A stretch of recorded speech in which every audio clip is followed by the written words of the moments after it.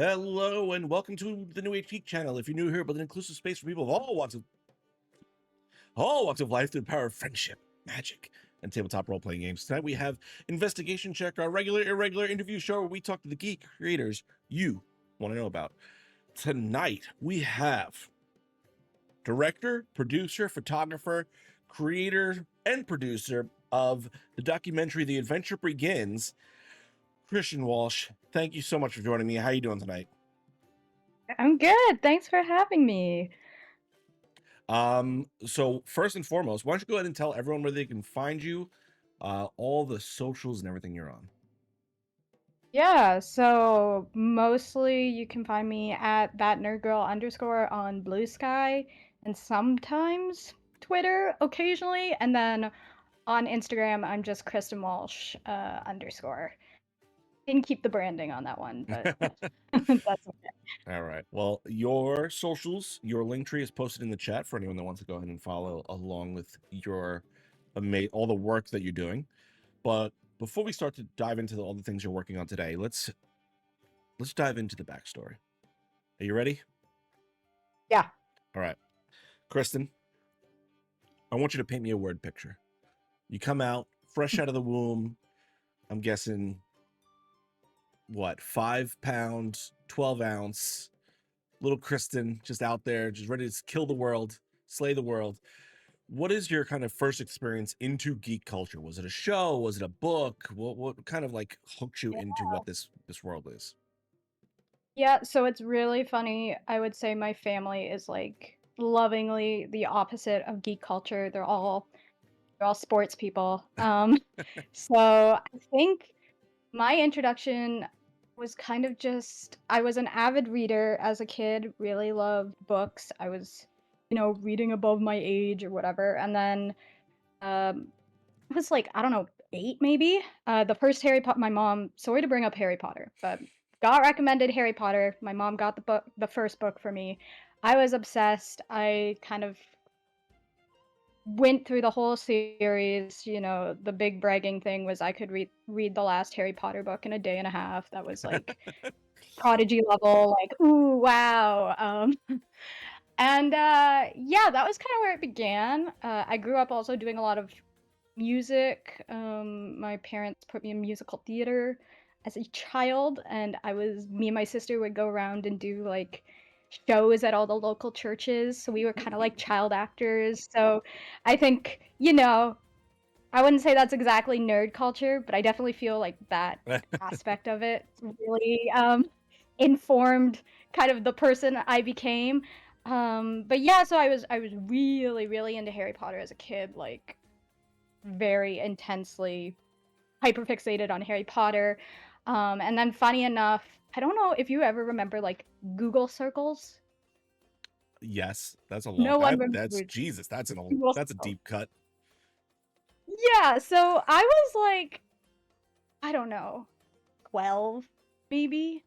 And it's so funny because I used to be like, oh, my first role playing experience was after I found Critical Role. But then I had like this wild thought like a few weeks ago. Like, no, my first roleplay experience was a Harry Potter roleplay through Google Circles. Oh my God.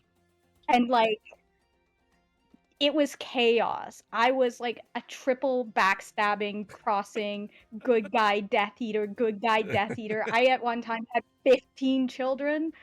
Like, no rules, chaos. Okay. Like, we were like between the ages of 12 and 16. Like, Yeah. anything within the imagination was fair game. But I think that weirdly enough was kind of my intro into role-playing games. Okay. Um, 'Cause, which is wild. And because like, after kind of stuff came out about Yeah. Yeah. Shall Not Be Named, I really wanted to move my focus to something else.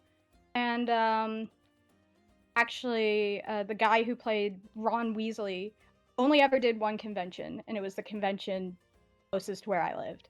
And I met a friend who introduced me to Supernatural, and then I found through Supernatural Felicia Day's Geek and Sundry, and then I found Critical Role, and then kind of all weirdly like makes sense but is also just like insane. Yeah.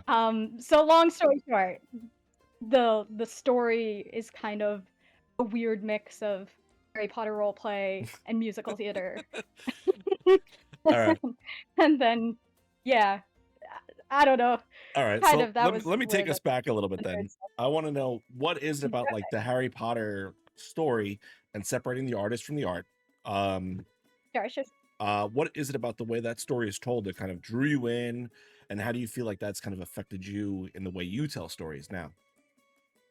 Yeah, I mean, obviously, as a kid, a place where you can go where like magic is real is super enticing, especially since these people are your age. They're going through life at the same time as you. I always, I bullied a lot as a young kid, so I think the friendship of Ron and Hermione and Harry was always super cool to me because they were magic and they were so tight. And just, they die for each other. And so Hmm. that was kind of what I think Harry Potter was really good for me. And then as I like grew up, I got a Facebook account and I found that community aspect of it.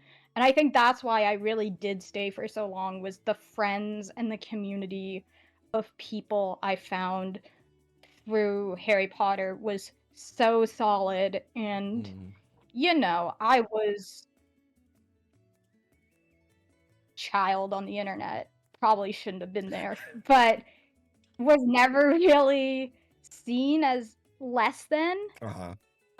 by people. I mean, in my defense, I was smart enough to not go on the internet and be like, I'm 13 years Yeah. old. Yeah. But I really did feel like I think because as a kid you're looking for those connections, you're looking for those people, and if you can't find them in school, like I grew up in a very small town, the same 15 kids would be in the same class from kindergarten to high school Yeah. essentially, and then you'd move to the bigger district high school and there's more people there. But if you can't make friends in the class that you're in with those people, you're really kind of stuck. And so that Harry Potter community really gave me an outlet. And I think, as I moved forward and switched fandoms, I was able to still kind of like the Twitter account I used to Harry Potter roleplay on became the Twitter account that I actively engaged with other fandoms in, and like Hmm. just those core communities that I was able to really connect with, I think were, I don't want to say life saving, but it was one of those things where you're looking for something, and that was the place where I was able to kind of find it. Yeah. So with how do I want to word this? So do you think the kind of appreciation, I'll say, is maybe the right word for it, that you got from geek communities is kind of what kept you there? Do you feel like there was, because you said your family's a sports family. Why wasn't it a sports kind of connection that you ended up why do you feel like the geek culture was more of a connection to you than the sports culture? Yeah, so to give a little more background to the way I grew up, my family, my parents put me and my sister in the same sports and the same music, piano, singing, musical theater. And they allowed us to kind of gravitate towards what we wanted to do. My sister was an elite level athlete until a few years ago, like Olympic level athlete. And then I moved more towards the music side of things, just like organically. Hmm. And like my parents were very like it was never there was never pressure there. Like I said I wanted to quit figure skating and that was fine. Um but just those interests kind of my sisters just in my opinion matched a lot more with my parents. I'm autistic, so there was also that kind of divide there as far as I want I wanted to express myself through music and I found music be a better way. And I think also like the community I just didn't have necessarily, and I don't want to say a supportive community within home life because my parents were great. They were very supportive. Hmm. But I couldn't really. interact with them and discuss things in the same way, just because they didn't know, right? You'd say, "Oh, I this book today about magic," and they were like, "Okay, great." Wasn't a connection there. Right. my mom my mom took me to see the last Harry Potter movie in theaters. That was the only movie I ever saw in theaters because I just grew up too small town. Yeah. And she comes out of it. Of course, there's a lot of lore that she wouldn't understand, and she was like, "Oh, you like those movies?" And I was like, "Yeah, I like those movies." And she's like, "Do anything for me, but that's okay." And that's yep, that's okay. And there's just that kind of that respect there. Yeah. But I do think to some degree, especially with the bullying on top of everything else, it does feel a little isolating, especially when you're 10, 11, 12, Mhm. to be like, "Oh, different. I say this again with love and respect, but it's not necessarily embraced in the same way that my sister doing figure skating was." Again, not a problem, but I was looking for a different outlet Yeah. from somewhere else, and I was looking for that connection. I was looking for people who I could, say, killed 5 Death Eaters in my Harry Potter roleplay, and that wouldn't be foreign language, Right. you know? And I could just be excited and not have people being like, "What is that? What do you mean by Yeah. that?" That pure, unadulterated joy of being able to talk something and not have to censor yourself or be Right. like, people are going to think this is weird, not understand it. So I think that was really what drew me to these online communities, is like I felt like I didn't have a safe space to express myself at home. It was just, again, can only say so much before it's kind of just like you're talking to a wall a little bit, Yeah. as far as like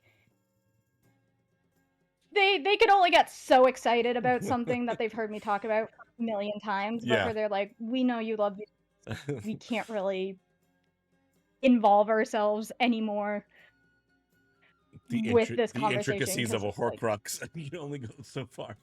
Exactly, like, who is Voldemort? What's his deal? Like, he split his soul into 8 pieces and he put them into magical objects, and now Harry, Ron, and Hermione are going to quit school and go on a scavenger hunt. And my mom's like, "You read, like, You're not 500-page quitting books on school. that?" I'm like, "Yeah." Exactly. And like I said, like, I was very lucky to grow up in a way that I did, where my parents were really, open to kind of letting us do what we want. Um, but it is one of those things where, like, you want the connection, and sometimes your parents aren't going to have the connections to that degree that you want, so you have to go somewhere else for them. Okay, so let me ask this then. You got into the Harry Potter initially, Google circles. I'm not going to stop saying that tonight. uh, and that kind of like things expanded from there. You've already mentioned Supernatural, and there is tangentially a connection between Supernatural and Harry Potter, like in that the exotic creatures, the use of magic, etc. What is it, do you think? I'll ask this first. What is it about fantasy storytelling and do you think it's more of an intricate magical system a la like Harry Potter and Supernatural, or do you think it's the mystical creatures, or is it all kind of everything combined? Well, I'm gonna be quite honest, I never really got into Supernatural because it was too scary for me. Okay. Um, I never saw movies as a kid, really. My parents were very limiting as far as how much screen time we got as children. Again, respect. I'm probably better off for it. Mhm. But because of that, terrified of Says the everything as a person who is child. now in film production. Yeah, yeah, no, I like, even watching Harry Potter, which is made for children, parts of Harry Potter absolutely scared the crap out of me as a kid. Could not watch the end of the 5th movie with the lights off. Like, I remain a scared child. Um, so I think though, like, idea of Supernatural was interesting to me because it was kind of like a Tumblr-esque community to it again. Okay. Like, it was a lot of times I'm not necessarily driven by, like, I think at that age specifically, I was not necessarily driven by the idea that I would like something based on like reading the back of the DVD and being like, oh, this is something I identify with, but more, oh, this community of people, I see it's a very popular thing and a lot of my friends are into it. I would like to also get into it. I think the reason Supernatural was enticing to me is because I saw like that video of Charlie dancing to Walking on Sunshine, or like a compilation of her like being like, I'm a nerd. Woo! I was like, I identify with that. And then I was like, I'm gonna start watching Supernatural from the very beginning. And I bought the box sets and I think I got through 2 episodes and I Oh my was like, not for me. I don't want this anymore. And that's okay. I think that was like the first fandom where I was like, oh, okay, I don't like this. That's fine. I Mhm. don't have to like this. It's good. But yeah, unfortunately, I can't say much other than that about Supernatural Okay. because I watched 2 whole episodes and was like, So where does your journey kind of continue on then? Is it, where do you kind of evolve from in your yeah. consumption of media? Yeah, so it's very weird because I remember everything so clearly. I didn't get into Supernatural, but for some reason I picked up Felicia Day's book or saw it being recommended to me. Uh-huh. You're Never Weird on the internet. And I read that in 2 days and was like, oh, I don't really know who you are outside of that YouTube clip I saw, but this book is great. And the day after I finished reading the book, I saw she was doing a meet and greet in Toronto, which at the time was like 2.5 hours from where I lived. And for some reason, I was absolutely adamant that I needed to go to this thing. Like, I was like, I'm going to this thing for some reason. And my mom was like, okay. And so we drove to Toronto. I met Felicia Day. It was like very cool. I made a ton of new friends who I was still friends with.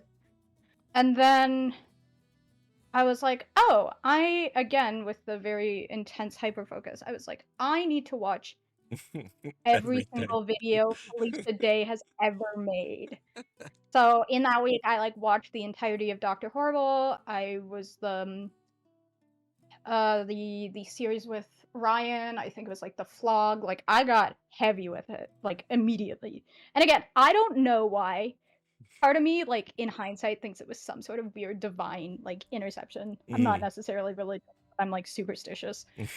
Because this like weird tangent I went on with Felicia Day. Again, watched 1 video and 2 episodes of Supernatural that she wasn't in. But that was kind of the connective tissue because I watched the episode of Critical Role that she was in through that like binge. I was like, oh, this goes so hard. And at that time it was like still the early days, so I was able to kind of crush the entirety of Critical Role, and that was kind of like the weird like connective line of whatever. Like it was just like the universe was like, you are going to like Yeah. Felicia Day, and you are going to watch everything that she has ever made for no reason other than you read her book and thought she was pretty cool. Like I read her book not knowing like Yeah. who she was in the space. Like I literally did not know a thing about her, yet was somehow super compelled to really dive in on that. And it Yeah. was definitely great. Like, I'm glad I did it, but looking back on it, I'm like, no idea why I How did was we wind up here? so. Yeah, exactly. No idea why I was so committed to the whole bit of it, but So it happened. so you could, I mean, all right, let's pick up from there then. You kind of been Yeah, yeah, introduced yeah. into Critical Role, you're kind of diving in this D&D space. At what point do you kind of pick up a player's handbook and sit down at a table? Oh, I feel like I must have looked up the rules. Like, I think I like Do Not Sue Me, Wizards of the Coast. I pirated a D&D handbook because I went to Catholic school and at this time was super religious. Okay. That's a whole different thing. um, but I was like, there was something about it where it's like, to me, it was never like sacrilegious to Hmm. play D&D, but it was just one of those things where I was like, I don't know about it. As far as like, I don't know if this is cool with the church. But I was 14 years old, so I didn't particularly care. Hmm. So I got a, I, I downloaded a PDF, and I was like, oh, thank God, this is 1,000 pages. And then I think after downloading it, I took a lot of time before I played in like a charity one shot. I think that was the first time I'd ever done something. So I'd say maybe 6 months. Okay. While. It was definitely a while. I could probably look up when exactly it was because I made a tweet to Matt Mercer being like, "Hey man, we're fundraising money. Care to retweet?" And he did. And I remember like just about shitting my pants in the middle of this game because I was like, "Oh my god." I was like, "Why is my like notifications blowing up?" It was because Matt Mercer retweeted and I was like, "Guys, we need to stop the game. I just need to acknowledge Matt Mercer. You noticed me? Oh my god." And mind you, I was like 16 years old Yeah. at the time, so it was very much like a "Ooh, senpai noticed me" kind of moment. So, Um, so hold on, let but me yeah, ask this real quick. Was that first yeah, game yeah. was an AP as well? It was like an online game, or was it in person? It was it was an on oh, it was an online game. That's the first one I remember, but it's followed very closely by an Adventure League game at a local convention. So I don't know if I'm confusing those Okay. two, but But you played kind of happened. online and streamed, right? It was streamed? I believe, yeah, it was One of your streamed. I first believe games. games. Yeah. That's a bold move. Um, but let me tell you, I was having a great time, and someone commented that I was playing like a certain Critical Role player who is no longer there. And I was just Ah, like, that kind of honestly killed my desire to play live, yeah. actually, which is wild. But it was like I was 16. It Right. was my first time ever playing. I was so excited. I had my little knockoff Keyleth character, and I was just so like, oh my god, I could make a character who drinks and does drugs. Ooh. And so I think So I may edgy. have leaned just a little. Yeah, oh, so edgy. And she like spoke to wolves, and the wolves ate the bad guy, I think was the. It's like I was just like living on this high. And yeah, I remember getting that con and thinking, oh my god, I'm never going to play live again because that's. I don't want to be like that. Yeah, no, And then I it's a pretty big just insult. yeah, and you're 16. You're not supposed to be on the internet getting Right. judged by the general public at that age. But Yeah. so then I kind of stopped, and then weirdly enough, I've just kind of been doing on and off one shots. Would definitely love to do a longer term campaign, and I think I'm slowly getting a long term campaign organized with some friends. But yeah, my first couple games were just one-offs. Mhm. But funny enough, I could not for the life of me create a character. I don't know why character creation was so hard for me. So I would literally bring my same character and just slightly change the name. And I thought I was so smart. But no, I make characters because that's part of the fun. So, how many games uh have you found yourself in the AP space more? I mean, I know you kind of touched on it. I just want to just get a little bit more Yeah, details. I mean, as a player, I would say I hang I hang around the circles. I'm not like an AP. I wouldn't say I'm an AP player. Um, APs interest me a lot from like a technical standpoint, Hmm. and so I've helped out on a couple of APs. Last year, Steve Saylor did one at PAX East, so I set up some of my equipment with that. Um, like so much of what's enticing to me about the big APs right now, especially like Dimension 20, is like the technical aspect of it all, Hmm. like the screens and the interaction in that degree. And I find myself more and more leaning towards wanting to like produce an actual play to push that aspect of it. But as far as like playing goes, like just my schedule is so weird. Mhm. So like from week to week, I never feel like I can make a commitment to Right. somebody. I think actually I did play a private home game during the pandemic, Okay. and it was so fun, but it was because everybody worked weird like workday jobs. We had to play Wednesday nights from like 9 till 12. And that schedule just couldn't really work for Yeah, me. that's tough. Which was kind of a bummer because we were playing Masks, and Masks a really fun game. But yeah, part of it too is like I'm ADHD, so Mhm. I want to make sure that if I am doing actual plays, I can be engaged all the time. So I'm trying to reach a point where like tolerance level of like Quiet I want to moments. be able to yeah, well like I want to be able to make sure I'm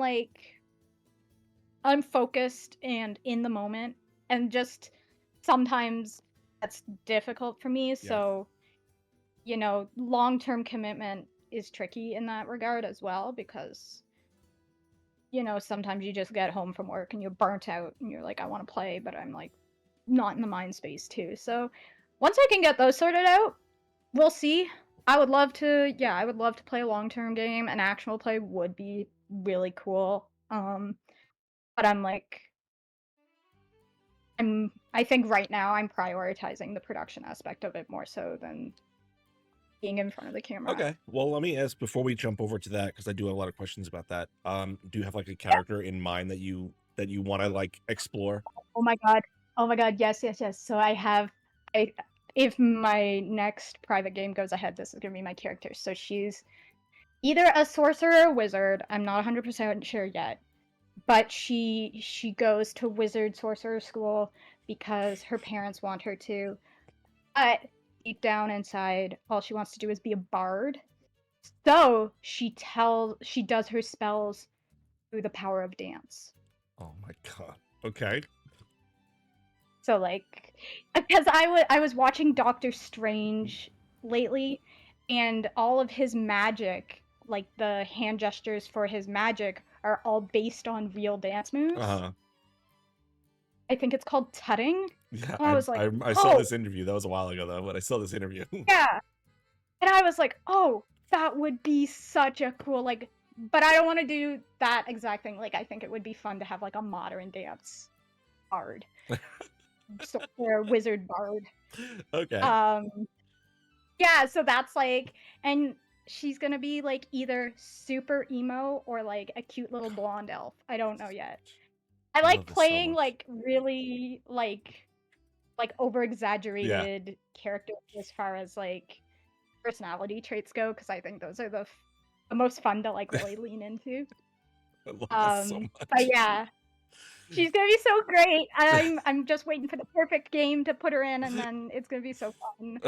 I've been holding to her forever, and no name or anything, no really Yeah. like real specific characteristics. Right, More right. just Just like this idea, power character of idea. dance, the power Oh, of I'm dance. assuming you're going to at the table be expressing yourself in Oh, a modern little dance. modern dance, yeah, from the waist up. um, I mean, also part of me, so like as a kid, I used to do like tap and like step dance, which I don't necessarily know if that's a thing in the States, but like Tap it's and step kind dance. of Yes, those are real things. step dance is a thing. Well, I know those are real things because I did them. I don't know what American culture is like. Um, but like I also think it would be very funny to have like a very intense gnome who does like step dance. Like the same God. concept, but a gnome who's like very like rough with it. Anyways, I'm workshopping it. I'm workshopping it. There's potential. Okay. All right. I want to I think shift gears.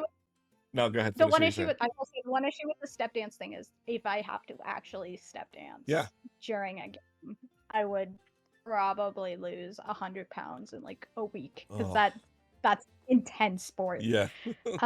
So might not do that, but we'll workshop it. Okay. So I'm going to kind of shift gears a little bit. I know you've talked about enjoying the production side of APs and stuff like that, but I want to know how what has kind of drawn you into this producer, director, direction. I mean, that's a word puzzle that you've kind of have gone into in your later life. That sounded inappropriate. Sounds like you're old. Um, uh, Oh yeah, I know. Uh, you were what, 16 when Critical Role came out? You're way younger than me. 16 or Um, so, as someone who wasn't able to like enjoy movies in a theater experience, I'll say, um, Yeah. what has kind of drawn you into being a producer and a director? Because you've worked on some projects now. Like, you're a professional director, you're a professional producer. You've done some things. So, Yeah. I mean, I will say, honestly, quite honestly, watching DVD behind the scenes features okay. as a kid. Because we had DVDs. My mom, there used to be like a DVD rental place in a convenience store. Every so often we'd pick out a DVD. And so I'd always watch the behind the scenes features. I bought, was it Marvel? It was Avengers. I bought the Avengers Blu-ray. Mm-hmm. And we had like a portable DVD player, and I used to listen to the commentary track and like just close my eyes and listen to the commentary track. Wouldn't even watch the movie because I'd seen it like Right. a million times. And so that was like when it kind of clicked for me that this could be a career. And also I was like 8th grade, I think, so I was just getting into high school at the time, and you know, you're thinking a lot about like what exactly does my future look like? And you know, my parents and most of my like extended family were teachers. Didn't want to do that. I didn't really want to go into education at all. But really couldn't think of anything else that I was interested in. But visual effects for a long time was something I really was interested in. Because again, it was like you were making the magic. Right. I'd watch Harry Potter and the Prisoner of Azkaban. I think had one of the best behind the scenes features. Because it was like there was a feature I think on the practical effects too. Okay. And the practical effects and the visual effects, like all of that together was like, oh yeah, this is how you make magic, and like all these people have jobs doing this. This is a job. This is something you can do. So I think that was kind of like the spark for me. And then you know, I took tech courses and production courses through high school. I did theater. Unfortunately, I had a terrible communication tech teacher who would not give me a letter of recommendation to film school. So I got different letters of recommendation. But I think that was the key moment that was like, okay, now I have to actually make it in this industry. And so it was like I went to film school. There was a lot of pressure in, you know, film school to be a writer or a director, or a cinematographer. Okay. And at that time, first year of school, I really wanted to go into editing because I kind of thought, you know, directing is a little overhyped, and like I didn't have the camera skills. I kind of knew right off the bat to really be a good DP. And I was an okay writer, so I was like, okay, maybe I'll do post-production because, you know, that was what I was really interested in kind of starting out. And then as I was kind of working on projects through school, I did pretty much every course I could take that was not a directing, writing, or cinematography class that wasn't mandated to me. So I did sound design, I did directing, I did editing, motion graphics. Like I did whatever electives were available to me. And then kind of third year came, the pandemic happened. And so I ended up doing a lot of remote producing because I wasn't going to Toronto, because I was home.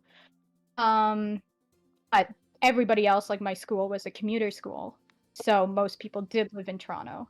Okay. So it was like, okay, what role can you do from home? And it was producing. And I found like I really liked producing that year, because I was able to take a lot of my knowledge in different kind of Yeah. things and apply it to the projects we were working on. Um, and I like the logistics of. Oh, Let me just jump in real quick. I want to ask one quick question just to define what a producer is, because maybe people don't know what the intricacies of what a producer is. So can you just go ahead and define yeah. that first? So I will say it kind of depends on like the scale of the project Uh-huh. you're doing.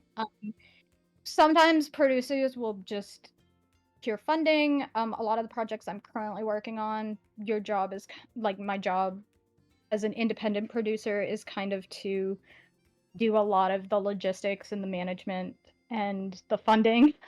It's a lot of different roles in one. And again, it's not the same on every production. Higher tiers of filmmaking, that there's more of a hierarchy to that. And like I'm probably doing the roles of like production coordinators and stuff as well in that producing role that I'm working on right now. Mm-hmm. So usually producers will make sure funding is secured and that they've got like a working team of people Okay. who can move forward with production. Again, I'm sure that's not the same. The definition kind of differs across the board, but for the projects that I was working on and am currently working on in like a producing capacity, Mhm. that's kind of my role at the moment. Okay. Yeah. But like I said, on smaller projects, producing kind of takes like I was working kind of locations, like I was in charge of locations. You become kind of in charge of a lot of things, or you're dipping your toes into different positions just because like during the pandemic, we could only have 4 people on set at a time. And so Wow. we were a crew of 5, working on school projects. So like I booked us churches, I made sure like we got Ubers, I made sure we got equipment, stuff like that was kind of my job. I did casting. Casting isn't necessarily a producer's job, but I made sure that happened. Um, I was kind of everything else. We had a director, a writer, a cinematographer, an actor, and then I was all the other roles that were not. Everything else.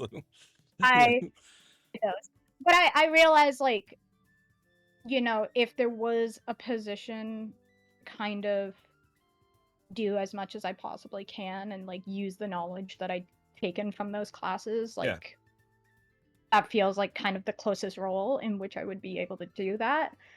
Um so yeah, so the pandemic happened and then the year after that was my 4th year, so we were doing like our final projects. And because everybody is a writer or director or a cinematographer, um there wasn't a lot of people who were doing anything else. Uh-huh. So everybody was pitching a project at this time, and one of the rules that they had kind of put in place is you had to have a team with a producer on them. So I ended up doing 3 projects during Oh, geez. yeah, and I was also kind of the COVID safety manager for like 6 other projects because at that time the school kind of threw us to the wolves and I was Yeah. like, are you going to provide us COVID tests to like keep the actors we have safe and stuff like that? And they were like, you can find them. And I was like,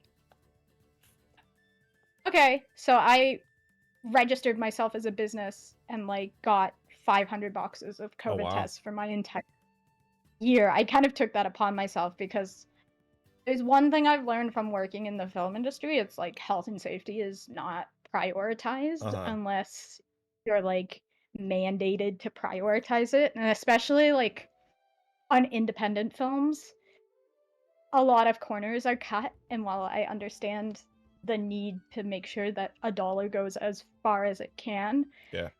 a lot of things like I don't necessarily agree with the standard of independent filmmaking, which is cutting as many corners as you possibly can to extend your dollar as far as you can without really taking consideration of anybody else. Uh-huh. And I was like, if I can get the COVID test, it's something I can do. If I can't, then at least I tried. But Right. that whole process of, like, doing a bunch of projects and working with a bunch of people and, like, kind of, logistics for COVID was crazy. Yeah. Doing these big student films during COVID was crazy, but it really kind of set the foundation for me as far as, like, as a filmmaker, here is my ethics and here is what I want to prioritize as a Yeah. filmmaker. And, like, I kept running into walls where people would say, like, we had a child actor as part of one of our films, and we were shooting this in Toronto in a parking garage. It snowed so much, it was freezing cold. And I said, we need to put our child actor in warm clothes. Mhm. And the director said, no, she needs to be in a dress and she needs to be in tights. And I didn't win that conversation, but I thought, if I'm ever doing anything with a child actor like this again and I'm directing or I'm in charge, I want to make sure that I'm prioritizing their health and safety. Yeah. Especially since no one is making money on these projects. No one is getting a dollar. Right. So you might, like, if no one is getting paid, make it the best Right. At least be comfortable. experience for right. And even if you are getting paid, there's still, like, just human decency Yeah. and, like, considerations in that regard that really should be taken care of. So yeah, like, school ended, and I really, like, wanted to, like, there was some moments in school where, I talk about I remember talking to I had a producing professor, who produced she produced that really freaky Skarsgård movie that came out, with them at the hotel. Oh, Infinity Pool. I don't know if you ever saw the movie No. Infinity Pool. It was a Cronenberg movie. Anyway, she produced it. It was a pretty big deal in Canada. And I had asked her, so she was like, she's a relatively working producer, and I had asked her about accessibility on sets. And I was like, like, is universal accessibility a thing on sets? And she said, oh, I never thought about that. And this is somebody who had been working in the industry. Yeah. So I realized, like, as a producer, I can make sure those things are a priority. As somebody who's, like, directing and being in charge of productions, I can make sure that that's something that's focused on. Because as somebody who is disabled but doesn't necessarily present as having a disability, the thing I noticed when I worked on, my sister was a stunt double on a skating show, so I was able to kind of be her assistant. And the one thing I noticed was, like, there's cables all over. No one in, like, a wheelchair could be on this set. Right. And it's because people just assume people in wheelchairs aren't going to be on film sets, right? And so that kind of there were a lot of experiences there that really made me think, oh, I can make this better. Yeah. And like, people in the film industry are very stuck in their ways. If it's something that works, Right. Don't touch fix it. Don't touch it. Like, there's the age-old adage of, like, I've had, like, guys who are grizzled and been in the industry for 40 years saying me, like, this is just the way it is. Right. And, like, I'm very much of the mindset, like, no, especially with all of the strike stuff that happened and all of the union stuff that happened, like, I'm very much of the mindset, like, we need to make it better or else we're not going to have an industry. Because so much of the discussion around film is, like, the logistics of streaming and stuff like that, which are definitely impacting people. But it's also, like, film is unfortunately still not accessible to 90% of people. Like, film sets are not accessible to most people. And if we can make them storytelling accessible to more people, then maybe more people will be interested in, like, preserving it. Right. Which is you kind of never my know who's gonna get that spark. Yeah, and I think it's just a shame we only provide accessible sets if we write a script with the disabled character. Yeah. Like, yeah, so that was kind of, like, the thinking I had when I was in my final year of school, as far as, like, why are we so dead set on, like, prioritizing, like, projects which in the long term might not matter over the well-being of people who do matter. Mm-hmm. And so I think like that's why I really wanted to push to make my own stuff and like create that change, I guess. Okay. And like be somebody who's kind of high up on the totem pole, or like strive to be that person to create that like Right, change. right. To be able to affect those things. Yeah, and like I do think I've enjoyed the producing stuff that I've done, but I think it's like also would provide an opportunity there to really create, you know, a film space that I wish I had when I was starting out. Right. Um, so yeah, that was a long-winded answer, but just Perfect. I I love want to make long-winded answers. the work. I want to make the filmmaking experience one that's not as restricted to Okay. a Well, certain kind of person. let me ask you this then, because you are, where are you at in this? In the middle, the beginning-ish, the end of Oh, your documentary? varying degrees of started, I All think I right, so want to we're in say. varying degrees of the documentary you started creating. It's Yeah, called The Adventure Begins. It's yeah. I'm gonna let you talk about this documentary about what exactly? Yeah, so it's kind of about tabletop role-playing games and the intersection between communal storytelling and um mental health and well-being, with a focus on minorities and including disability. Um, for me, telling stories through the medium of D&D was, you know, how I connected with not only like communities outside of my own, but it was how I found out I was disabled. It was how I connected. It was how I was able to express myself. And so I was like, I wonder how universal of an experience mine is to other people. And I want to highlight the fact, like using the documentary, I just want to highlight the fact that there have been incredible strides in using TTRPGs as an effective method of um, group therapy for Mm-hmm. kids, adults. And while I totally believe in, you know, we shouldn't we shouldn't use our own tables that we go to every day as like therapy sessions. Right. On the flip side, there are actual therapists who are seeing positive outcomes using D&D, and it's like, how can we encourage D&D? Like, how can I encourage people through this documentary to use D&D as a way to express themselves, and how have people positively used D&D kind of in their everyday lives, if that makes sense. Yeah. Um, so talk to me a little bit about this. Like, what has this process been like for you? What is it like starting your own documentary? What goes into something like that? Yeah, so the process kind of funny. Um like everything. Funny So haha or funny originally, fuck this? you know, a Varying little bit of degrees. everything.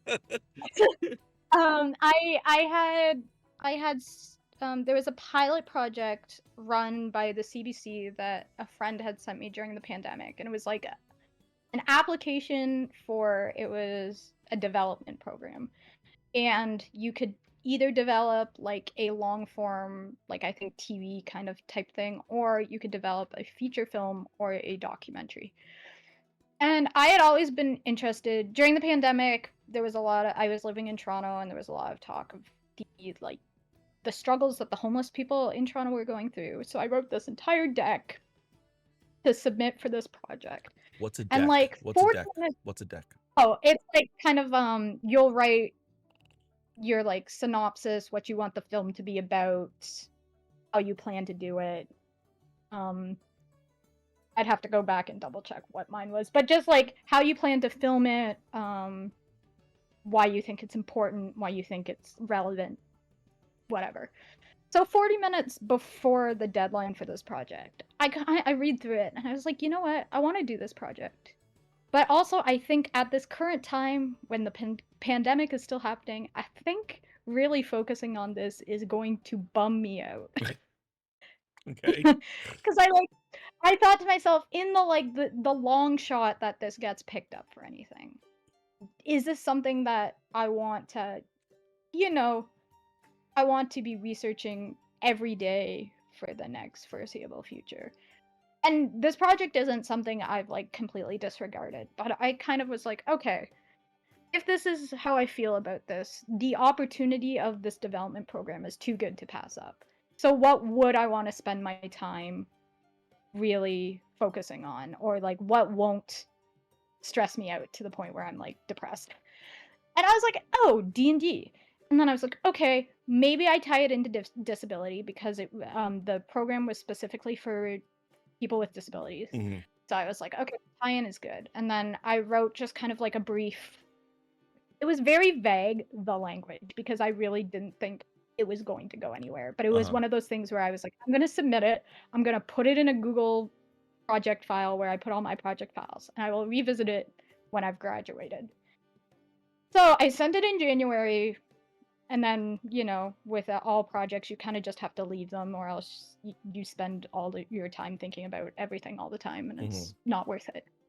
And then I was coming home from a costume fitting I was doing for a job I was acting in, and I got an email saying, "Hey, we'd love to develop your project, your D&D project." And I was like, "Oh, yay!" And then I was like, "Oh no, I didn't think this through." 100%.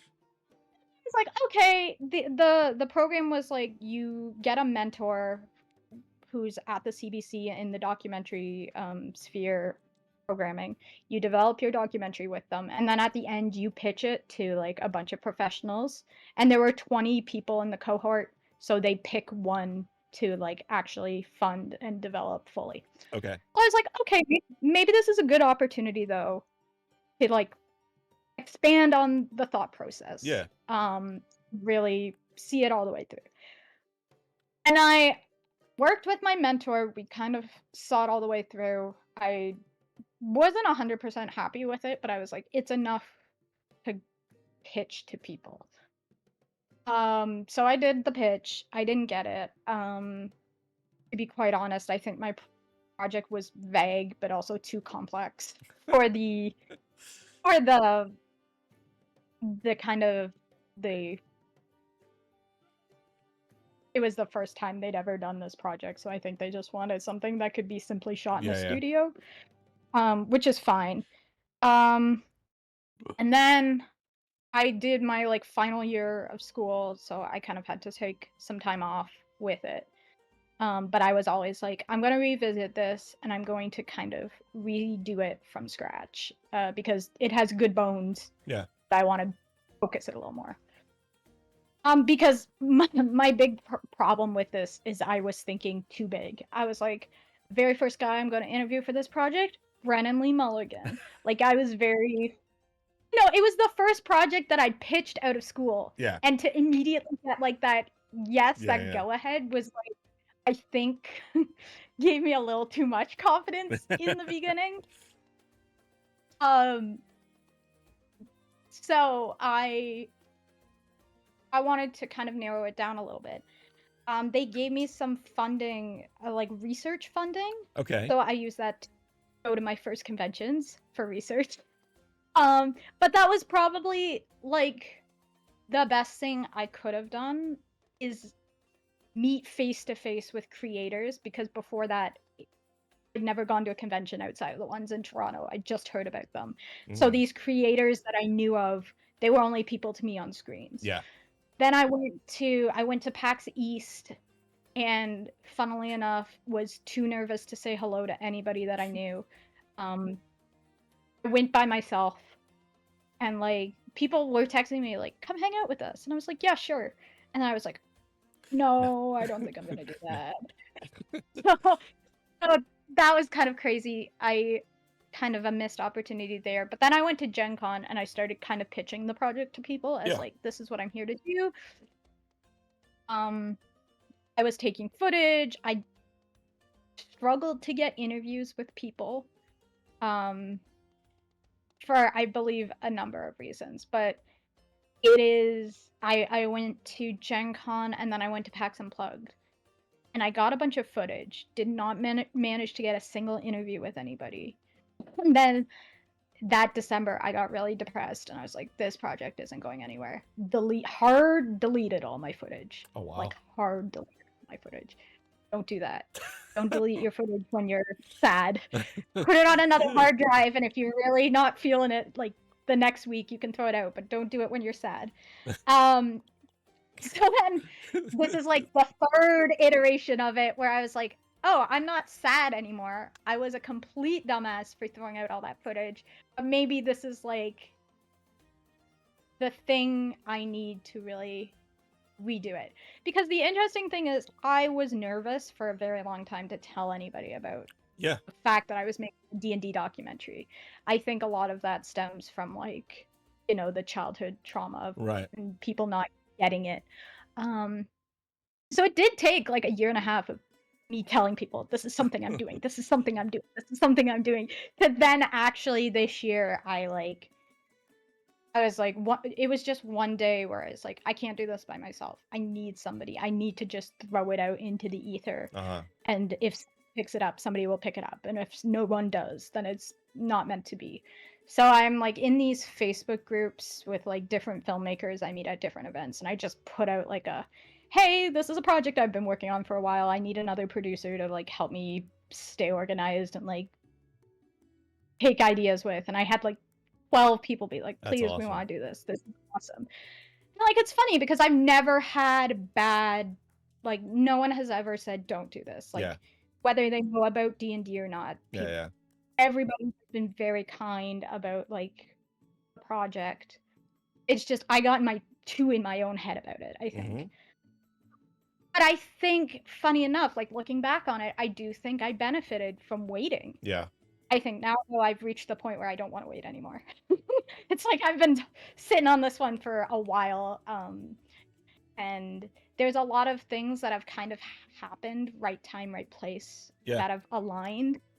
And so again, I'm not religious, but superstitious, I want to say. And it just seems everything is just perfectly aligned for this to happen. So having a second person to really work with has been awesome. Having you know, just like we meet for coffee every week and we just talk about it, and like we put together the pitch decks, we put together funding decks. Like, it's just, don't work on a project by yourself is, I guess, the moral of the story. And part of the reason too was like I really wanted to make sure I was paying people because I hate the concept of free work. Yeah, that's fair. And it just takes a long time to like get that kind of money and get, like, you know, a lot of people were like, why are you doing this? Because it's like very much an indie mentality of just take advantage of everybody you can, get done. And like I kind of stated before, like I really want to make sure I'm doing right by people. Yeah.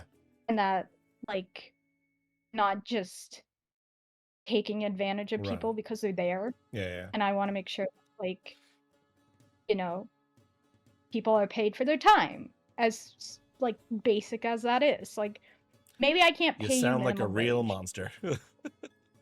How dare you? I know, but you know what? The issue is, like, I've held off for so long on doing it, and that's kind of the flip side of wanting to make sure. Like, I understand this. It's never going to be a perfect time to do it. Right. But I don't believe, like, I genuinely do believe me taking the time to really sit with it and kind of think about it. And I watched other documentaries for structure. Like, I really took time to kind of make sure I'm doing right by it. Wrap my head around the project, but also, like, I want to make sure that for everybody who's working on it, this is not a project that's of poor quality. I want people to be able to use it. I want it to be good. I want it to, like, use it in a portfolio. Like, I want to make sure that, like, I'm putting out a good product, and I want to make sure the people involved with it are happy with their involvement. Proud to say they were a part of it. Yeah. And again, like, I really do feel like I've been very lucky that now it's kind of all happened. Like, things have been happening for me and that project where it really feels like it is moving forward in a really good good way, and I feel like pretty confident in myself and my ability to do it. I feel confident in like the goals that I've set out for the project, that they will be met. So I know people have been very open about the fact that they don't agree with how I'm doing this Okay. necessarily. Because for a lot of people it is, and this was very much pushed through school, like do a bunch of projects and you will learn on every project. And so you only get better as you keep pushing projects out. Uh-huh. My thought process on that is that's a lot of money you're spending. Uh-huh. And a lot of just like, if the goal is to just put as much stuff out, then where is the care? Yeah. You're losing one thing to make the other thing happen. So it's just like, where do your priorities lie? Right, I right. think, You're focusing all your attention to forge one great project as opposed to 10 mediocre projects that no one really cares about, but you've learned the things. Right. Yeah, and I think the medium is also kind of different too, because like a lot of my friends do narrative-driven films, and like documentary is just something that's like different in that regard because there's no beginning, middle, and end. I was saying to somebody like, because my documentary is based on something that is like just a feeling, really, like Little in an amorphous.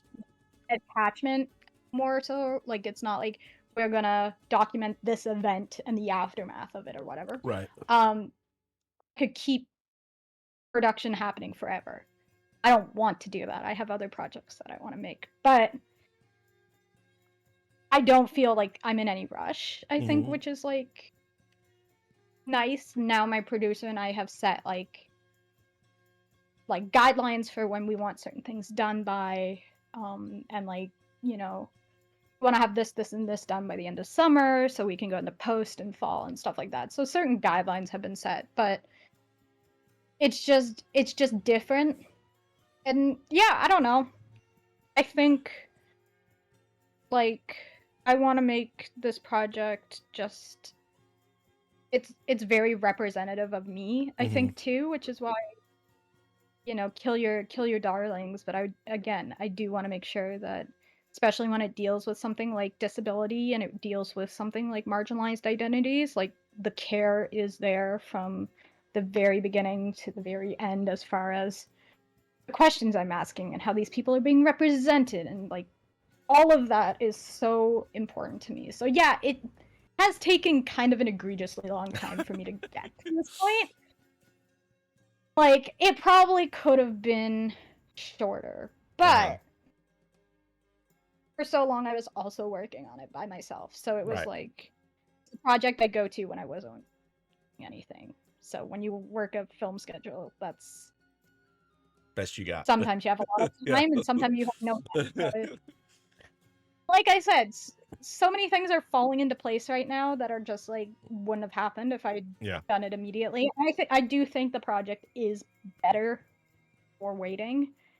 Just at the point where I'm like, okay, 3.5 years. Let's get it done. Let's get it done. Okay. So do we have a release date? Is there an expected release date? Yeah, I mean, I would love to have it done by the end of the year and then like release it in the summer. Like for me, ideally, like a spring summer festival run would be awesome. I was gonna ask, do you have a plan for releases? Like, is it gonna go through the film festival thing, or are you gonna try and release it at a convention? I have like Gen Con has a film festival at Gen Con. Right. So would love to release it there. Like if so much of it is dependent on how much money we get too, because film festivals, like the good film festivals, are not necessarily cheap to apply for. Right. And like there's like specific documentary festivals that I would like to go to. Again, we're gonna probably be doing a Kickstarter in the next couple weeks. Awesome. So it's like, yeah, the goal is gonna be small, but if we can hit the goal and like go over the goal, then, you know, the initial goal is kind of what it's gonna take to put this into production and like finalize filming, and then everything else from there is going to be more money for crew, festival money, that kind of stuff. So yeah, I hope it sees a very good festival run. I think like it's super timely and super important, especially like with everything going on in politics right Yeah. now and everything going on with like state of the world and AI. Like there's never been a better time to have a documentary about why communal storytelling is powerful. Right. Like come- so like I said, things kind of are happening the way they're happening, and I'm just kind of like, okay, Yeah. Universe is kind of that's how showing things are you a gonna path go. here. Yeah. Yeah, and yeah, I think it's take it as it comes and just work with what you got, and things have been working out pretty okay, so just ride that wave until you can't anymore, I guess. All right. Well, let me ask this real quick question. Then we're gonna kind of get ready to wrap up here. Where can keep people go to get updates on The Adventure Begins? Yeah, so I would say go to my Blue Sky. We're trying to figure out a bit of a marketing schedule for like socials right now. Okay. So if anything happens there, like if anything happens with that, you will know by following me on Blue Sky specifically, because that seems to be Okay. that and Instagram seems to be my two preferred platforms right now. Okay. RIP Twitter, you were a real one. Okay. Yes. So nothing right now, but it will be coming very Awesome. soon. All right. So as we get ready to wrap up here, I'm gonna kind of switch over to our last couple questions here. And Yeah. is there any dream projects or collaboration you'd like to pursue in the future, whether it be through filmmaking or the AP space or kind of anything that geek culture that you want to do? So like I say this because the trucks are right down the street from me. Star Trek has been a dream. Star Trek films in Toronto all over the place, and I have tried both as an actor and a crew member to get on Star Trek. So like put me on Star Trek. Give me a full face mask of prosthetics. I do not care. Put me in the very back of the background. It's as close to Star Wars as I can get, and I love Star Wars. Star Trek's pretty good too. I'll take what I could get. I want to be in a sci-fi movie, I baby. love that I just That's asked you what your dream goal is, and you went for like the second place team. You like, I don't want to reach for Star Wars. Star Trek's, it's okay. It's almost as good. look. I'm thinking here about realistic goals. Star Wars Not what the doesn't question shoot was. where I'm at. Star Trek does. It's literally in my neighborhood tonight. So like if thinking of realistic goals, that's one. I mean, I would love to do my like Star Wars. I'd love to do Mandalorian. Star Wars Yeah. was a big like big for me. I mean, anything that has an impact on people. Like that's the thing that connects me to big fandoms is like I was creatively inspired by fandom to go into film. Yeah. I would love to do that for like somebody else. And yeah, I mean anything where people say what you do is cool Yeah. would probably be great. I'm not too picky. Work is work. Uh, But yeah, Star Trek. all right. Has there been like a pivotal moment or turning point in your career that's kind of shaped the way you tell stories? Well, like I said, there was that moment. That was like my very first time on a big set. Was that moment with my sister where I really looked at the set and was like, "Oh, no one with a wheelchair could come in here. No one with a walker. Yeah. No one with any physical aid could really make it through here."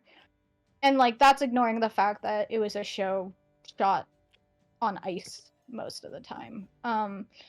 But I think that was kind of a big deal because it was my first set, and it was like I was also treated very kindly by the crew because Okay. my sister, my sister was doing stunts for the lead. It was a figure skating show, so she was doing a heavy amount of stunts. Yeah. Um, and so, being her sister held some weight on the set. So I kind of nepoed my way onto like shadowing this set, and everybody was so nice. I got to eat from the nice crew catering instead of the background holding catering. They were like, "Do you and your mom want to be in a scene? You can sit in the stands." Like they were like going all out to like really accommodate us. So That's I think awesome. that like also the kindness of those Yeah. people also stood out to me, and it was like, oh, this is what like working in Toronto on a film set is like. Like Uh-huh. these are good people. So I think that's probably that sticks out in my mind. And Do you then yeah, yeah, I'd say that. do you feel like the way you were treated on that set has kind of been one of the driving forces on how you try to handle your sets? I mean, I think I can recognize that like I was in a pretty interesting position on that set because I was allowed to do what I wanted. That's not common. And like it was also pre-pandemic, so I don't necessarily think that would ever be allowed again. Uh-huh. Um I I recognize the way I was treated there was more of a guest than like a crew member. I've been Okay. on crews and the experience I experienced there wasn't like necessarily a crew experience. But I do think like seeing people work as a team and enjoying each other and being around each other made me realize like, oh, like I think it made it less of a fantasy in my head as far as like, ooh, it's big and film people. And I think it like at that time I was in second year school, so it really helped like make the dream a reality and like Mm-hmm. just see it in all of its kind of like it's hard to make scenarios up in your head as far as like what's your dream job is going to be. Right. So it was just kind of helpful to see like what the actual working environment Right. was and like Right. who the people Help were. Like, solidify your I vision. got to yeah, and like I got to hang out with grips who were like, yeah, we set up the lights and then we just kind of hang out in the hallway until they need the lights moved. And you were like, oh, it's not all glamour. It's not all like fancy food and big cameras and Yeah. whatever. Like it is a job. Yeah. And Yeah. it is time consuming. But you realize like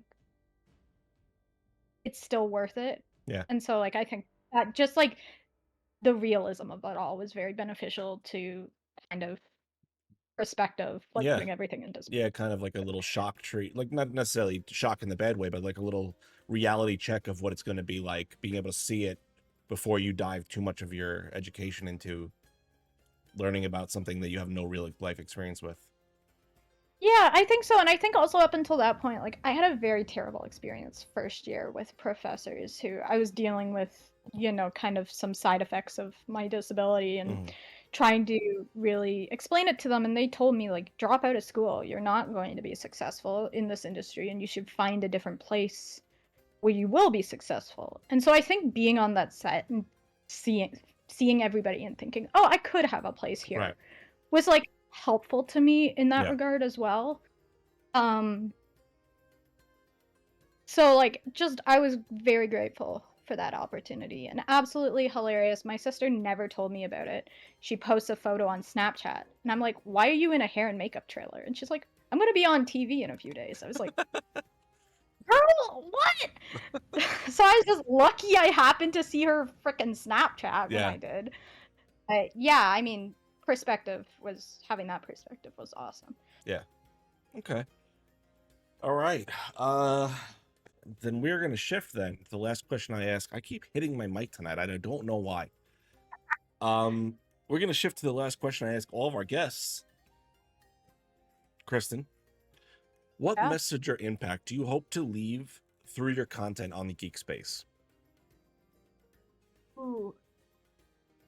I hope that my impact is one of community. I think for me, because I saw people who welcomed me into the space without judgment, I really want to be that person for someone else or for anybody that I meet. I really hope that, when I do a shoot with people or I do I reach out to people and I say, "Oh my God, your costume's great." Like that connection is formed.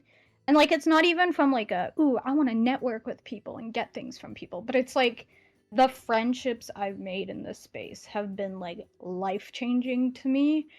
And I love the idea that like doing that for other people is something available to me, and like it costs $0 to be kind. Yeah. I think that's the great thing about the space is like, sure, every space is going to have a creep. Every space is going to have somebody who is going to use their position to take advantage of people. But as far as I'm concerned, in every community I've been in, the majority of people have just been so kind. And like, I'm a big believer of like, if you're good to people, people will be good to other people. And like, that's the ripple effect of kindness. And so I guess that's just what I want.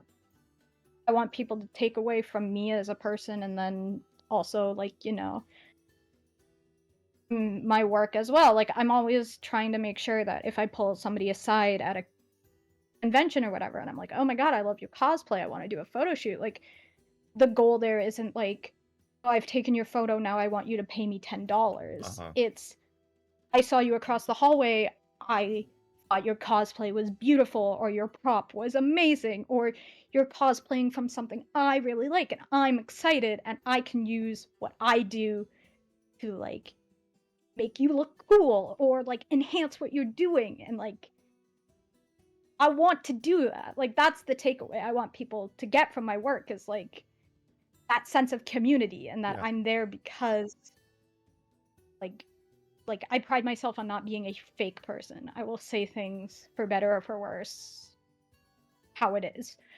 And so like for me, if I make the effort to go to you, it's because I genuinely think you're cool, or what you're doing is cool, or what you're wearing is cool, and I want to make sure that you know that. And so I guess like that's the best part of doing what I do, is I kind of do that, right? So yeah, I think that's it. I love it. Thank you so much, Kristen. This has been such an amazing interview. Thank you for having me.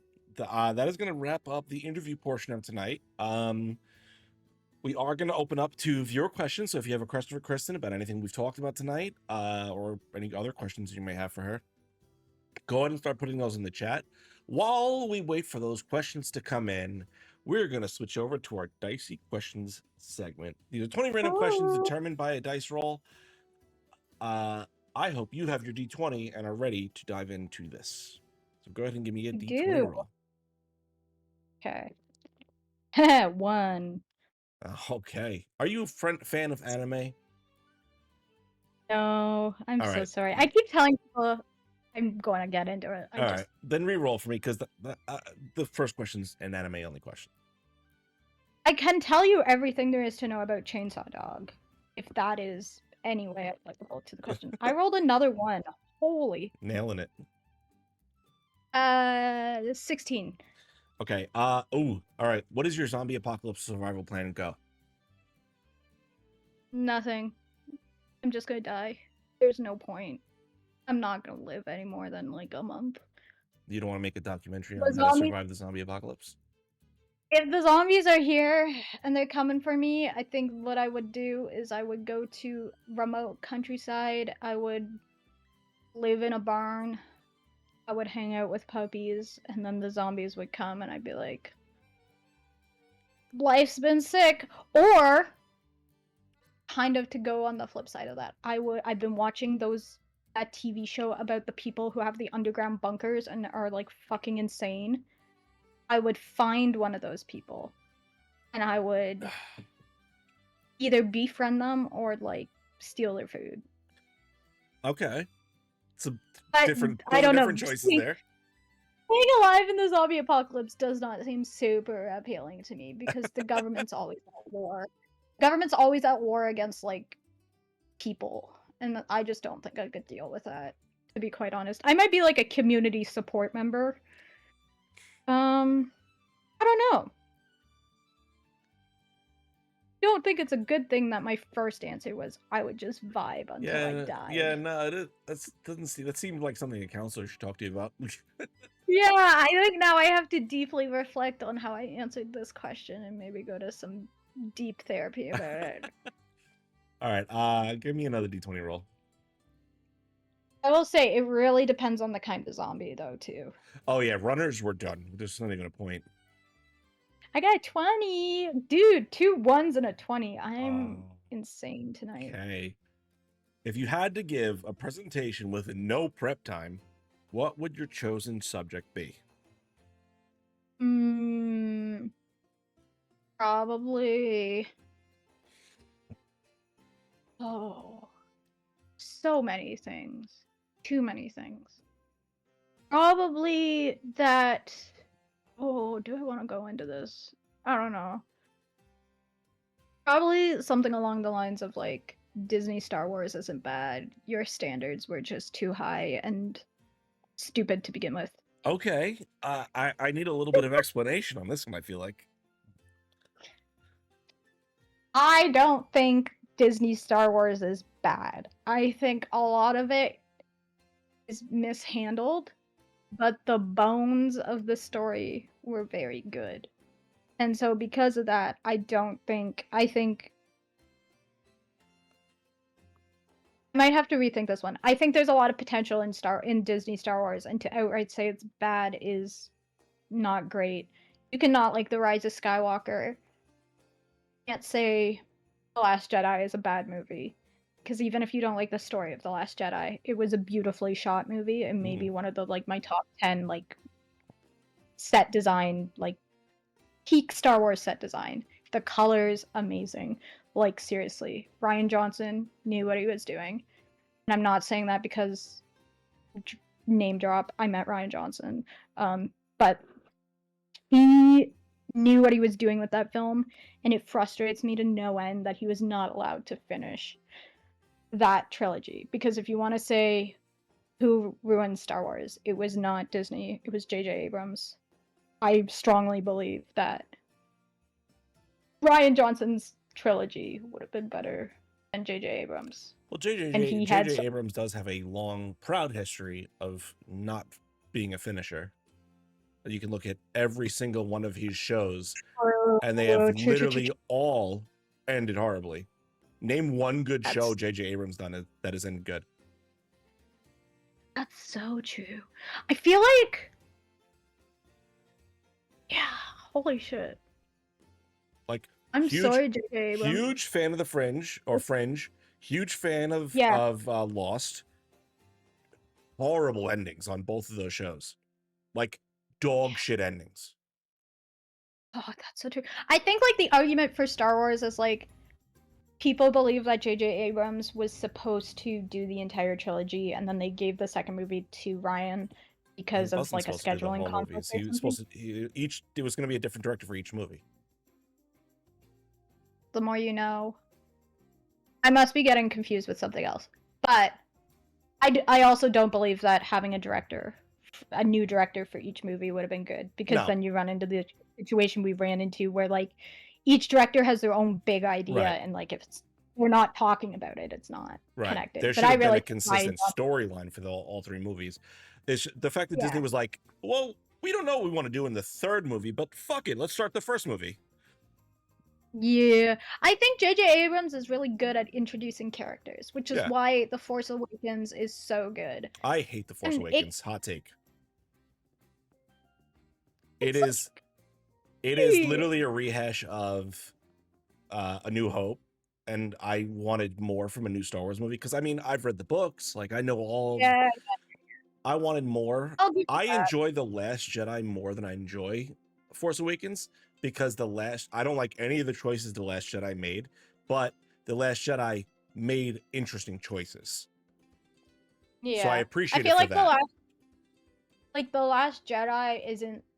Maybe I like the first Star Wars movie because it feels very like linear, like it feels very much beginning, middle, and end. And also maybe because I watched The Force Awakens before I watched the original trilogy. But I feel like I could see that because it's a good movie, but it's literally just A New Hope.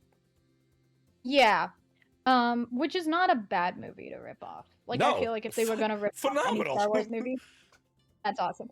But like I don't know if this is a hot take, but my take is like, okay, the original trilogy, good movies, whatever. But when I talk about Disney Star Wars, I think about like how their best projects are animation. Star Wars Rebels specifically, 100% good.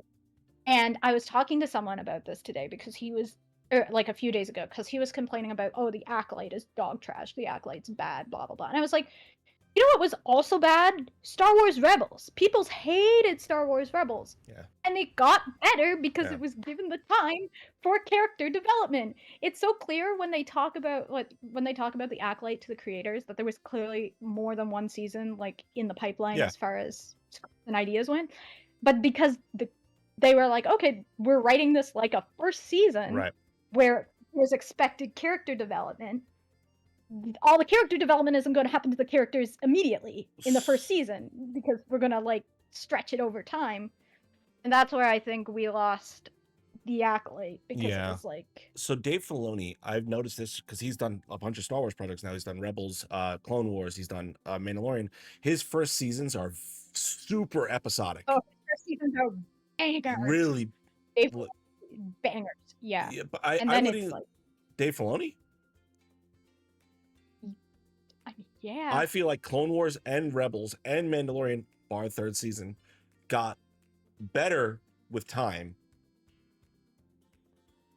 Yeah. I guess I don't necessarily. Yeah. Okay. I've noticed he does a lot of work in his first seasons and then pays them off in later seasons. Yeah. I guess I was mostly thinking about The Mandalorian because that's what I just saw they introduced that, or they just announced that the budget of that new Mandalorian movie that's supposed to come out is the lowest budget of any Star Wars movie that's come out. Like, I guess we're gonna be seeing a lot of what's it called? The what do they call that? The volume. The volume, yeah. A lot of volume shots, Yeah. I'm sure. Which is killing me because I took classes on how to use the volume, and I was always like, can you tell me why lighting the volume is such a problem? And they're like, oh, we've never been able to figure that out. And I was like, really? That was like 4 years ago. So it was like pretty consistently used at the time. And they were like, we don't really know how to fix that. Because I'm like, why does it always look, every time I see a volume shot, it's like that uncanny valley, like depth perception thing. And I'm like, I watched it, it was like a video on lightsabers in the volume too, and how they always look really, they have to make everything super dark whenever they use a lightsaber because they can't light it right. And I was like, that is so true because it looks like you watch like the prequels and the lightsabers look so bright that you see it when you look at it. Yeah. I love the volume. Do not get me wrong. I have a very special place in my heart for the volume. I think set design plays so much in how they use the volume, and like you can see it in Percy Jackson too. They don't hide the line between the volume and the floor. Yeah. It's like very obvious, and they don't do enough to differentiate between the two. So you're like, I'm looking at the floor, and I'm looking at a screen, and then I'm looking at people acting in front of a screen. Yeah. And it like kills me. This thing has been like standard film, like a standard film piece of equipment for forever. Why haven't they been able to figure out how to like light it properly? And like as far as lightsabers go, just do it. Do it normal. Yeah. Lightsabers were so cooler, and like they look like glow sticks now. Yeah. It's very much like I'm looking at someone playing with a lightsaber from Disney parks. You don't look like lasers. No. Give me my laser sword back, please. All right. I think I went on a tangent. Sorry, but I don't know. I think now I'm like retroactively being like, is Disney Star Wars as good, or am I just used to defending them so often? I can appreciate Star Wars. Like, I love Star Wars. I fucking love Star Wars. Yeah. And there have been good stories told in the Disney Star Wars era. Yes. Yeah. The movies, I think personally, all of them are not great. I don't think they encapsulate the characters and translate them into a modern era well enough. I think there's a lot of like trying to be edgy. I enjoy The Last Jedi the most because it is brave in its choices. I hate every single choice they make though. Yeah, I guess it's kind of like too, like, you can have the first and second movie be the way they are if the third movie is just like blowing your socks off. Like blowing your socks off. If you end it good, people will forgive. Like, because that's what the prequels did. The first two movies, arguably terrible fucking movies, but people like looking back on it love those movies because it ends so solidly with Revenge of the Sith. So solidly. Yeah. I think maybe that's why I like so staunchly defend them, because like the first two movies, like I guess I just don't love when people are like Disney Star Wars is bad, and it's Right. like, well, what don't you like about Right. Disney Star Wars? And that's always like it's woke, and I don't like women, and you're like, okay, you No, haven't that's not why I had don't like those movies. no, no, no. Oh my god, no, that's not what I was saying towards you No, I know, specifically. I know, It's I like know. conversations I had Yeah, recently yeah, with people, men, who are always like, oh, I went to a SWAT meet with a bunch of random guys, and I was just picking out the Star Wars stuff, and they were like, oh, you like Star Wars? I hope you don't like Disney Star Wars. I'm like, why is that the like the right. That's the line go-to you're gonna for? go with. Yeah. So I'm just like, I always feel like I'm like, there's good stuff in there. I think that's Right. why I defend it. There's so much good stuff, and it's just like, I think that's worth defending, even if Rise of Skywalker is just objectively bad. Right. Which sucks so much. Rise of Skywalker had so much going for it, and then I Yeah. saw it, and I was like, wow, that Yeah. could have been much better. And then you read the book, which had Oh, so yeah. much extra stuff that they clearly cut out of it, and Yeah. you're like, for the novelization, and you're like, oh, this had bones, Yeah. like good bones. Yeah. Someone Might just not have ripped been the best every movie. fucking like someone ripped the femur out of that movie. Like, this For real! body, Oh my his god, body somebody just doesn't work. yanked the spine out of it. Oh man. Anyways, Disney Star Wars was my introduction to Star Wars, so I don't think no matter how bad Star Wars Right. is from here on out, Yeah. I fully say. And like, don't get me wrong, the video games are pretty good. Oh yeah, yeah. Some great Hell video yes, games. this Oh, God, I rocks. can't The wait till VR he shows game, up till he shows up in a show. All right. I don't want him to show up in a show. State of video games. Voice actors matter. Anyways, I don't like You when didn't. video games All right. So adapt into you didn't play Force Unleashed, right? I'm assuming that was before your time. I love Sam Witwer, so I Sam Witwer is playthroughs. fucking phenomenal. I want He's so Star good. Killer to show up so bad. But you gotta nerf him, and people would hate if Of course you he's gonna be nerfed, like obviously, but like just Sam Witwer's such a good actor, and that the Star Killer is such an interesting character in the way he explores the light side after being raised in the dark side. It's just an interesting story. I would like to say. I think if we were to do live action, I would like to see him and Cal, like their story be connected in some. That would be very interesting. Yeah. Cal is so like light side Jedi. Like I know he had kind of his whatever, but he's very much personification of light side Jedi. And then Starkiller is so much the personification of dark side Jedi. I know he like comes back, but like so much of his character is rooted in like this like a dark side, intense dark side character. Yeah. And if they were to just take him as like, although I don't know if having something called Starkiller Base means you can't call him he would have to be called something different. An entire base off of him. God, I hope I would rather them just rename him than do that. Yeah. Although it would be so funny. This guy was so cool. We named an entire base after him, and then he never got mentioned ever. You never saw him. He's been a dark side spy, except his name was on that base, but you don't know anything. Oh my god. That just made me really scared. All right, let's get into your question. Okay, sorry. Pick your poison. Just wanted to put out. You should talk to Ustrina.Rising, aka Kev, for your documentary. That's all I've got for that. So I don't know what that means. Sarah? Hey, Sarah. If that is Sarah, I think that's Sarah. Okay, this is from Pick Your Poison as well. If you could shadow the crew or producers of any show, TTRPGs or otherwise, for a week, what show would it be? Oh, Critical Role. I want to know all their secrets. Desperately want to know all their secrets. What about do you feel like that you don't understand that you'd like to kind of get a background view on?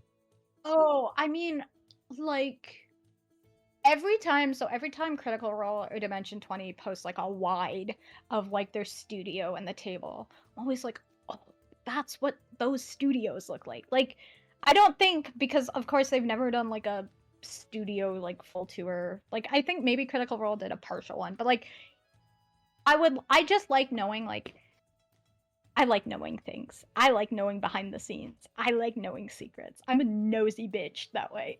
But I've always been fascinated with, like, just how Critical Role runs. Even from like their Geek and Sundry days, it's always been super interesting to me. On the flip side, Dimension 20, also super interesting to me, especially like I was saying, like they integrate all this technology, all of this like really cool art design and department stuff, and like I would love to be like Carlos Luna, like shadow him or Brennan. Just like the process of what it takes to go from idea to production, especially since like I listened to an interview with Brennan recently, and he was talking about how many shows like are in production with D20 at any given time and like different phases.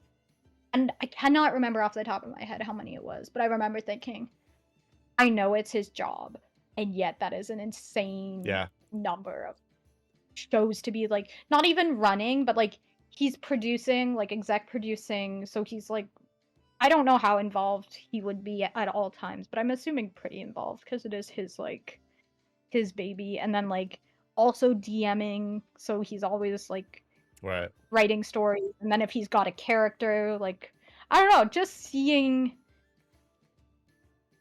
like I said, like I've done like the basic camera setup at a convention, like just seeing the scale of it all I think would be awesome. Like I've said all along, like I would pay good money for them to just run through like, oh, here's the kind of camera we use, here's the kind of lens, here's the microphones, here's how we hang up the microphone, like basic like techie stuff. Like I love that. I did theater tech in high school. Like just give me like what cameras you're using and like the microphones, and I don't know, I just love I love that aspect. And like Star Wars, Star Trek, spacey shows, I'd love to shadow. I'm like trying to think. I don't know. Most in studio TTRPGs are absolutely fascinating to me. I was watching roleplay relay, and they always have like big beautiful sets. I was watching like, oh, there's just so many. Is it Dungeon Dudes? I don't know. Just so many cool content creators who are like doing these full like elaborate sets. I think Dice Time is another group that's really cool because they're doing live TTRPG actual plays in like a very small space. Just seeing like how different companies at different sizes scale projects like that has always been really interesting to me. So like shadowing literally any TTRPG actual play like in studio would just be really awesome. Like I'm just interested in all the ETS techie stuff. All right. I think that is going to bring us to the end of tonight. Kristen, thank you so much for joining me. This has been absolutely amazing. It's been so awesome being able to dive into like all the geeky shit that you're doing. It's really interesting. I think, and you are now officially the second show we've ever had go over an hour and a half. So I talk a lot. Congratulations. I'm sorry. You are in an elite class of interviewees. Pick Your Poison said that they put you in a group chat on Instagram. Kev is a mental health counselor doing geek therapy. Dane, he's doing great work. I don't know what that means. Amazing. I will check my phone when I get to it. Okay. That being said, go ahead and plug all the spaces you're in, where everyone can find you, what you got coming up next. Yeah, okay, so Kristen Walsh _ on Instagram, at that nerd GURL _ on other social medias, Blue Sky and Twitter. And then I'm hoping to be at PAX East as my next convention. And then I've really gotten into Renaissance fairs lately, so I will be around the Ontario Ren Fair circuit. And if you want to find me, yeah, and then I'll be putting a casting call out for my documentary on the Instagram. If you guys are interested in getting involved, please follow me over there. That will be happening in the next like week or so. So would love to have everybody be a part of it. That would be super cool. So yeah, that's kind of where I am and what I'm doing. Okay. As far as New Age Geek is concerned, you can catch us next week with another episode of Forging Fates. On Thursday, I will be interviewing. Let me just double check this, and I hit the wrong button, of course, because that's the way life works. I will be interviewing Jenna Daggers. That's right. I got Jenna on next week to dive into her geeky backstory. Besides that, I've got nothing else. If you've got nothing else, I'm all good. all right. Remember, we love you, geeks. Good night.